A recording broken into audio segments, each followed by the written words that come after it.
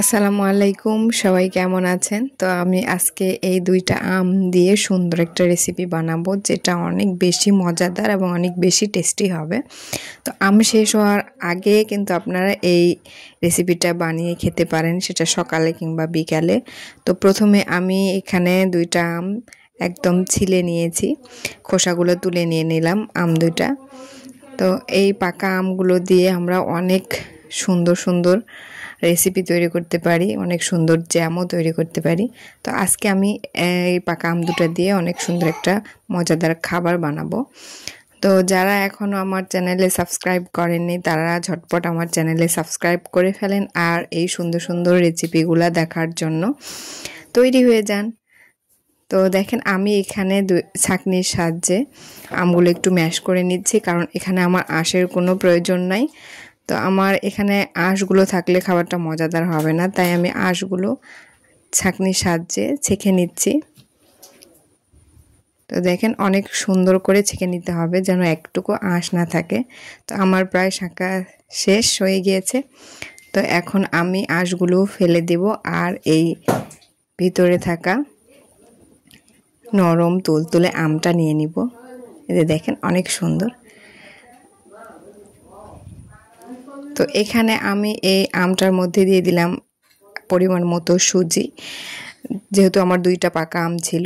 তো এখানে দিয়ে দিলাম আমি ময়দা, আর এখানে দিয়ে দিব চালের আটা। তো আপনারা দুইটার পরিবর্তে যদি আরও 3-4টা আম নিতে চান তো একটু পরিমাণগুলো বাড়িয়ে নেবেন। তো এখানে সামান্য পরিমাণে আমি চিনি দিয়েছি, কারণ আমগুলো অনেক বেশি মিষ্টি ছিল, সে কারণে আমি বেশি চিনি দিলাম না, আর সামান্য পরিমাণে একটু লবণ দিলাম।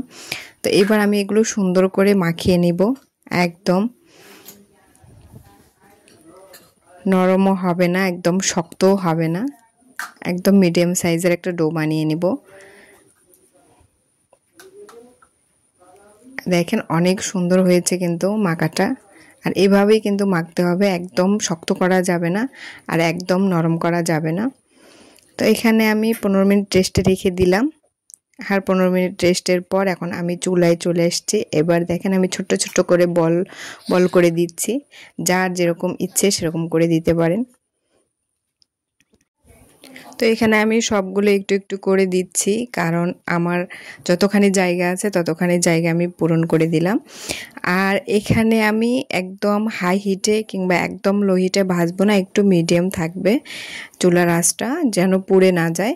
তো এখানে আমি হালকা আঁচে ভেজে নিব, একটু সময় নিয়ে ভাজতে হবে, আর সময় নিয়ে ভাজলে কিন্তু অনেকটা ফুলে যাবে। আর যত ছোট পারেন তত ছোট ছোট করে দেবেন, তাহলে আরও সুন্দর হবে।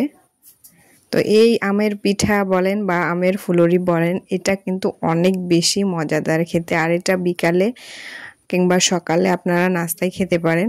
তবে বেশিরভাগ মানুষ এটা বিকালে অনেক বেশি পছন্দ করবে, আর ঝিরিঝিরি বৃষ্টিতে বিকালে এই মজাদার খাবারটা কিন্তু অনেক বেশি ভালো লাগবে খাইতে।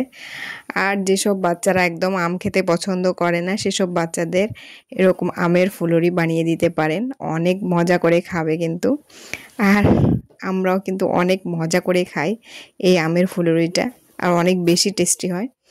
তো এই লোভনীয় খাবারগুলো পেতে চাইলে আমার চ্যানেলটি সাবস্ক্রাইব করবেন, আর পাশে থাকা বেল আইকনটি বাজিয়ে দিবেন। ব্যাস, আর সুন্দর সুন্দর রেসিপিটা পেয়ে যাবেন। তো দেখেন আমার এখানে অনেকটাই ভাজা হয়ে গিয়েছে, আর একটু লাল লাল হলে কিন্তু আমি এগুলো তুলে নেব।